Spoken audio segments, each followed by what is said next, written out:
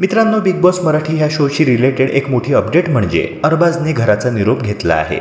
जान्हवी, सूरज, वर्षाताई, निक्की आणि अरबाज हे सदस्य एलिमिनेशनसाठी नॉमिनेटेड होते।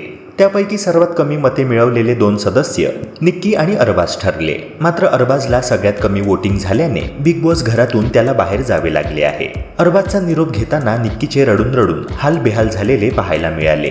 मात्र आता अरबाज घरातून गेल्यामुळे पुढे निक्कीचे काय होणार हा प्रश्न अनेकांना पडणे साहजिक आहे।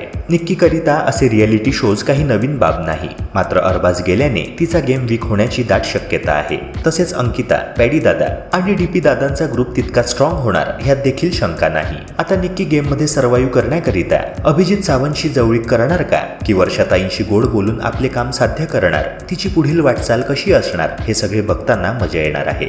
निक्की आणि अरबाज ही जोडी खरं तर आतापर्यंत घरातील सगळ्यांना पुरून उरली होती, मात्र आता निक्कीला एकटीलाच तितका डॉमिनन्स दाखवणे शक्य होणार नाही। अशात नेक्स्ट एलिमिनेशन निक्कीचंच होईल की काय अशी शक्यता देखील प्रेक्षकांनी सोशल मीडियाद्वारे वर्तवली आहे। मित्रांनो, ह्याबाबत तुमचे काय मत आहे? अरबाज नंतर आता घरातील समीकरणे कशी बदलतील? तुमचे मत कमेंट सेक्शनद्वारे नक्की कळवा।